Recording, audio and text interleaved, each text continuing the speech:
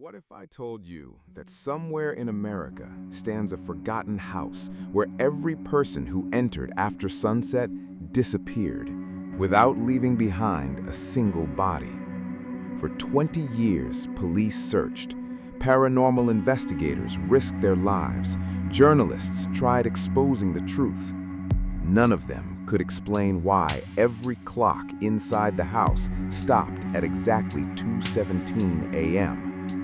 And the most terrifying part, the front door was always found wide open. Some believe it is only an urban legend. Others know the horrifying truth. Because 20 years ago, one survivor escaped. But after revealing what happened inside, he vanished forever. This is his story. October 2006. Hidden deep inside the dense forests of northern Pennsylvania stood an abandoned Victorian mansion known by locals as Ashcroft House.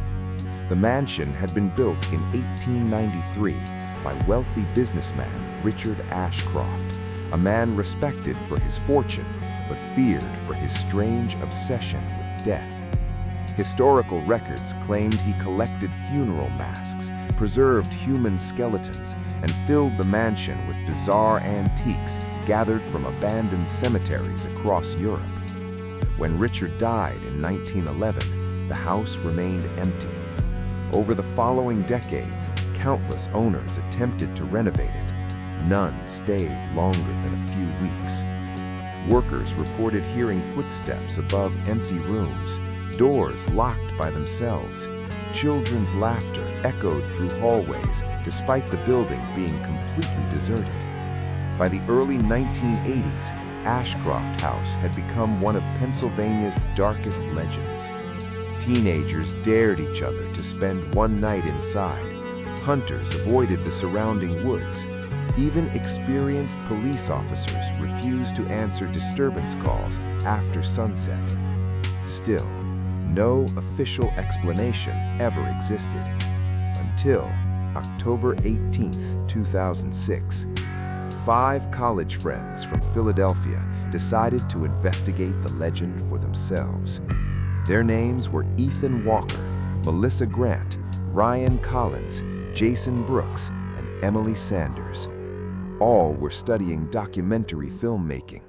Their goal was simple: spend one night inside Ashcroft House, record everything, prove the ghost stories were fake.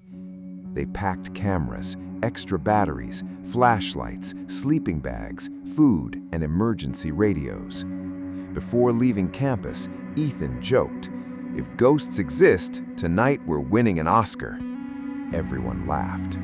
None of them realized those would be the last happy moments they would ever share. After a 4-hour drive, they reached the abandoned property just before sunset. The mansion appeared far larger than expected. Its broken windows reflected the orange evening sky. Dead vines wrapped around cracked stone walls. Massive oak trees surrounded the estate like silent guards protecting something ancient. The air felt strangely cold, almost 10 degrees colder than nearby towns. Melissa immediately noticed something unusual. Not a single bird could be heard. No insects, no wind. The forest felt dead. Jason laughed nervously. "Nature probably knows better than us." Nobody responded. The silence somehow made the joke uncomfortable. They entered through the enormous front entrance. Surprisingly, the heavy wooden door swung open effortlessly. Inside, thick dust covered every surface. Elegant chandeliers hung from the ceiling. Portraits lined endless hallways. Many faces had their eyes scratched away. Ryan adjusted his camera. "This place is incredible." Emily quietly whispered, "It feels like someone is watching." At exactly 8:14 p.m., they began filming. Every room looked frozen in time. The library still contained hundreds of books. The dining room remained perfectly arranged. Silver plates covered with dust sat exactly where servants had left them nearly a century earlier. Then, their first camera failed. Without warning, full battery, black screen. Ryan replaced batteries. Nothing. Melissa checked another camera. It worked perfectly. Everyone laughed again. Old electronics often malfunctioned. There had to be a logical explanation. An hour later, every electronic device except one flashlight stopped working. Phones displayed strange symbols before shutting down. GPS units lost signal. Even digital watches froze. Only Ethan's old mechanical wristwatch continued ticking. Then came the footsteps. Heavy, slow, directly above them. Everyone froze. Jason pointed his flashlight toward the ceiling. The footsteps stopped instantly. Silence returned. Ryan forced himself to laugh. Probably raccoons. Nobody believed him, because raccoons don't sound like someone wearing heavy leather boots. Still determined to finish filming, they climbed toward the second floor. Each staircase creaked beneath their weight. Portraits seemed to stare as they passed. Halfway upstairs, suddenly, Emily screamed. Everyone rushed toward her. She stood frozen, pointing down the hallway. "I just saw someone!" Nobody else had. The hallway remained completely empty. Ryan replayed his camera footage. Nothing. No person, no movement, only Emily staring into darkness. She insisted an elderly woman wearing a black dress had walked through the wall. Jason suggested stress was affecting everyone. The atmosphere certainly felt unsettling. They continued exploring. Room after room remained abandoned until they discovered the nursery. Unlike every other room, it looked untouched. A wooden rocking horse sat near the fireplace. Tiny shoes remained beside the bed. Children's drawings covered one wall. As Melissa filmed, the rocking horse began moving, very slowly, back, forward, back, forward. Nobody touched it. No windows were open. The room contained no noticeable airflow. Jason carefully approached. The horse stopped moving. Then, a child's voice quietly whispered, "Don't wake her." Every flashlight instantly went dark. Complete darkness swallowed the room. Emily began crying. Ryan repeatedly pressed his flashlight. Nothing. 5 seconds later, the lights suddenly returned. Everything looked normal, except Melissa had disappeared.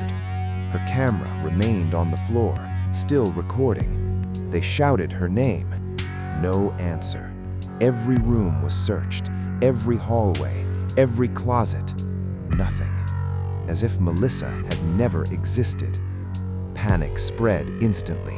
Jason demanded everyone leave immediately. They rushed downstairs. The front entrance was gone. The massive wooden doorway had become a solid brick wall, exactly where the exit should have been. Ethan checked the floor plan they had photographed earlier. Impossible. There had always been only one main entrance, yet now it simply no longer existed. Ryan desperately searched for another exit. Every window overlooked endless darkness. Not the forest, just darkness, like the outside world had vanished. Emily screamed again. The portraits. Every portrait inside the hallway now showed 6 people standing together. The 5 friends and Melissa. Except Melissa wasn't smiling. Her eyes were completely black. Ryan dropped his camera. The image disappeared. The portraits returned to normal. Nobody could explain what they had seen. Time seemed broken. Ethan's watch still worked, Yet every grandfather clock inside the mansion displayed exactly 2:17. Every single one, even broken clocks, always 2:17. Hours passed, or maybe minutes. Nobody knew anymore. Hunger disappeared, fatigue vanished, only fear remained. Jason insisted they break through a window. Using a heavy chair, he smashed the glass. Instead of shattering, the window rippled like black water. Jason touched it. His arm vanished inside. He screamed. Ethan grabbed him, pulled with everything he had. Jason emerged without his right hand. There was no blood, no wound. His hand simply no longer existed, as if reality itself had erased it. Jason collapsed into shock.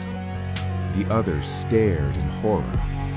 Something impossible lived inside Ashcroft House, and it had trapped them. Sometime later, a piano began playing downstairs.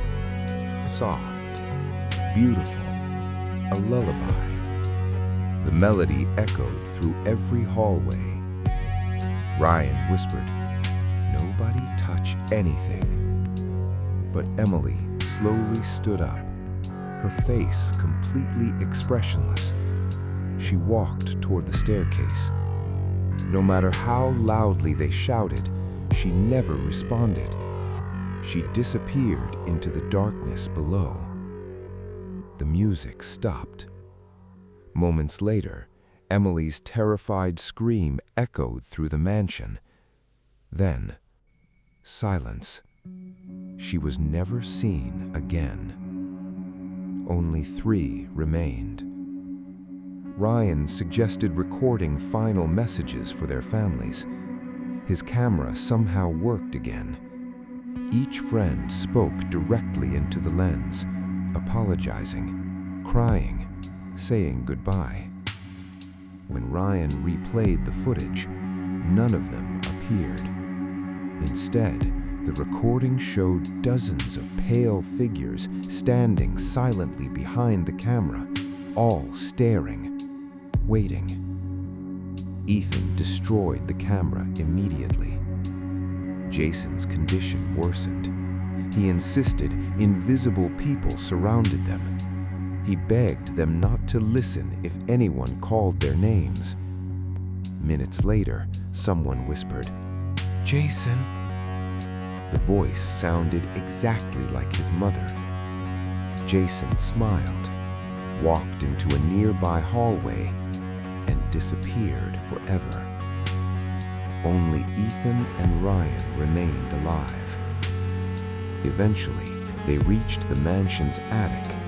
Hidden beneath old furniture, they discovered Richard Ashcroft's personal journal. Its final entry read, "The house feeds upon those who acknowledge its existence. Every soul strengthens its walls. No one leaves because the house remembers every visitor forever." Before they could read further, the journal burst into flames. Not ordinary fire, cold blue flames. The pages turned to ash within seconds. Then came the loudest sound either of them had ever heard. Every door inside the mansion slammed shut simultaneously. Portraits crashed onto the floor. Thousands of whispers filled the air. Ryan covered his ears. Blood streamed from his nose. He collapsed. Ethan desperately dragged him downstairs. Suddenly, the front entrance had returned. Moonlight poured inside. Without thinking, Ethan ran. Ryan never moved again. Ethan escaped into the forest. When police found him the following morning, he was wandering barefoot nearly 12 miles away, completely dehydrated, barely able to speak. Rescuers immediately searched Ashcroft House. Inside, they found nothing. No cameras, No backpacks, no sleeping bags, no Ryan, no Melissa, no Emily, no Jason. The mansion appeared abandoned for decades, exactly as though nobody had entered. Police concluded Ethan suffered psychological trauma. No criminal evidence existed. The missing students were officially declared dead years later.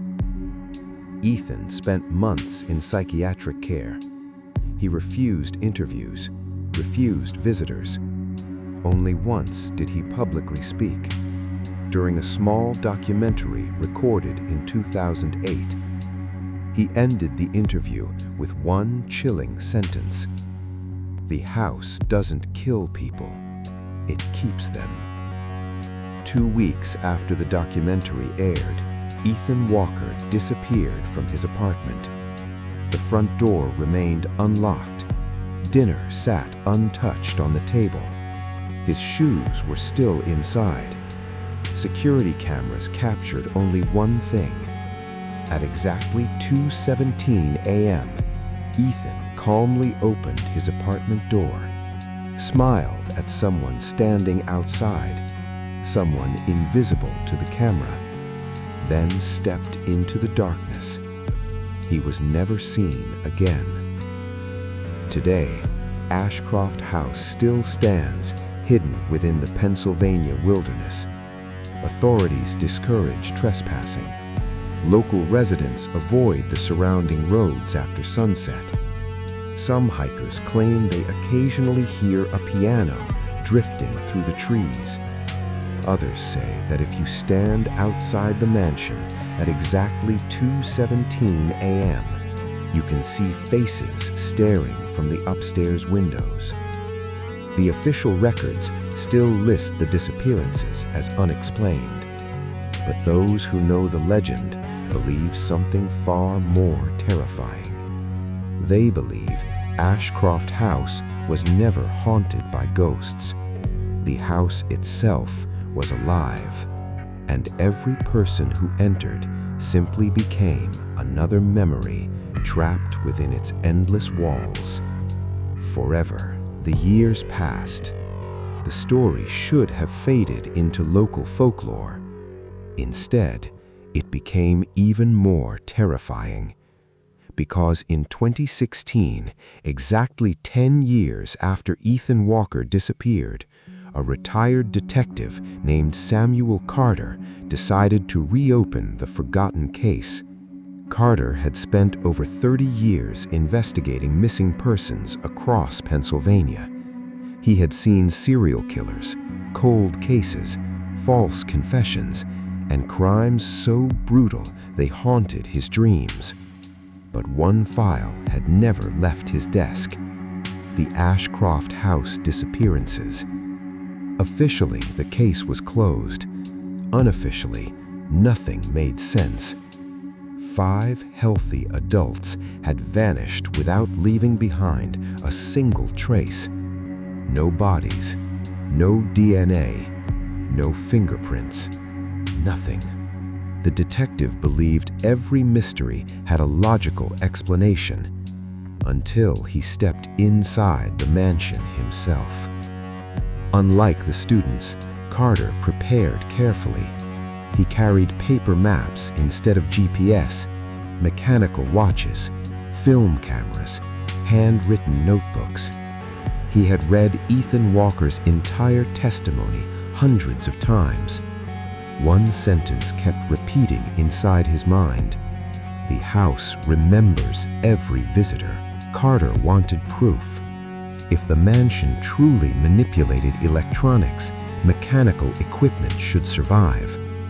On the evening of October 18, 2016, exactly 10 years after the disappearances, Carter entered Ashcroft House alone. Nothing happened at first. Dust still covered every room. Furniture remained untouched. Broken windows allowed moonlight to spill across the old wooden floors. He photographed everything: every room, every hallway, every staircase. Everything appeared perfectly ordinary until he compared the photographs. The hallway looked different in every picture. Not damaged, different. Doors had moved. Paintings changed positions. Entire staircases appeared where none existed before. The mansion's layout wasn't fixed. It was changing, slowly, silently, like a living organism. Carter marked the walls with red chalk. He wanted to know whether he was walking in circles. 20 minutes later, every chalk mark had disappeared. Not washed away, gone, as though they never existed. Then came the smell. Fresh flowers. Impossible. The house had been abandoned for a century. Following the scent, Carter entered what appeared to be an old ballroom. At its center stood a long dining table. Unlike the rest of the mansion, it wasn't covered in dust. The candles were burning. Dinner was prepared. 5 chairs were occupied, not by living people, but by pale figures sitting perfectly still. Each wore outdated clothing. Their faces remained hidden. A 6th chair was empty, waiting. Carter refused to approach. He slowly backed away. The moment he stepped into the hallway, the ballroom disappeared. Behind him was only a crumbling storage room. No candles, no table, no chairs, nothing. He checked his film camera. The photograph revealed something horrifying. The 6th chair was no longer empty. Someone was sitting there, himself. The image showed Detective Carter smiling calmly at the camera, even though he had never entered the room. His heart raced. For the first time in 30 years, he considered leaving. Then he heard footsteps behind him. Not one pair, dozens, slow, perfectly synchronized. Without turning around, Carter continued walking. The footsteps matched every movement. When he stopped, they stopped. When he walked, they walked. Finally, he turned. The hallway was empty, yet the sound continued, as if invisible people surrounded him. Hours later, he discovered something no investigator had ever mentioned: a hidden basement beneath the mansion. The entrance was concealed beneath a collapsed staircase. The air below felt freezing. His flashlight barely pierced the darkness. The walls were covered with thousands of names, each carved by hand. Dates stretched back over 100 years. Every decade, more names, more disappearances. Near the end of the wall, he found 5 familiar names: Melissa Grant, Ryan Collins, Emily Sanders, Jason Brooks, Ethan Walker. Each name looked freshly carved, as though someone had written them only hours earlier. Then Carter noticed something impossible. Below Ethan's name, an empty space had already been prepared. A carving had begun. Only 3 letters were visible: S-A-M. He backed away in terror. Someone or something already knew he had arrived. At exactly 2:17 a.m., every name on the wall began dripping dark liquid. It wasn't blood, it was black, thick, like ink. The names slowly spread across the stone, forming a single sentence: "You came back." Carter fired his revolver into the wall. The sound echoed through the basement. Immediately, every whisper inside the mansion stopped. Silence. Absolute silence. Then, a child laughed, right behind him. He spun around. No one. Only darkness. His flashlight flickered once. twice, then illuminated a small wooden door he had never seen before. It slowly opened by itself. Inside sat a little girl holding an old porcelain doll. She looked no older than 8. Her white dress was stained with dirt. She smiled, then quietly asked, "Are you here to stay, too?" Carter couldn't answer. The girl stood, walked past him, and vanished into the wall without making a sound. The doll remained on the floor. He picked it up. A faded tag hung from its wrist. It read, "Property of Emily Sanders," the same Emily who disappeared 10 years earlier. At that moment, Carter finally accepted the impossible. Ashcroft House wasn't creating hallucinations. It was preserving pieces of everyone who entered, fragments of memories, objects, voices, even time itself. He rushed toward the basement stairs, but the staircase had disappeared. Only a solid stone wall remained. The house had changed again. For the next several hours, or perhaps days, Carter wandered endlessly through hallways that should not exist. Rooms repeated. Windows overlooked oceans. Snow fell inside one corridor. Summer sunlight shined through another. Time no longer behaved normally. Eventually, he found the front door. He didn't hesitate. He ran. When he crossed the threshold, morning sunlight blinded him. State police discovered him walking along a highway nearly 15 miles away. His beard had grown noticeably longer. Doctors estimated he had been missing for almost 2 weeks. To Carter, it had felt like only one night. His notebook contained hundreds of handwritten pages, yet Carter insisted he remembered writing only a few paragraphs. The final page held a single sentence, one he swore he had never written. "The house opens only because it wants someone new." Months later, the notebook was placed inside police evidence storage. One rainy evening, a security officer entered the archive. The notebook was gone. No signs of theft, no broken locks. Only one new item rested on the empty shelf. A faded photograph. It showed Ashcroft House standing under a full moon, and in one upstairs window, 6 faces stared into the darkness. 5 belonged to the missing students. The 6th belonged to Detective Samuel Carter. His eyes were completely black. His smile was identical to Ethan Walker's final smile before he disappeared.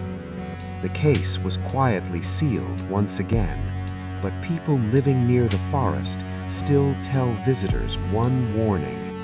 If you ever find Ashcroft House, never count how many people are standing in the windows, because if the number changes while you're looking, one of them is already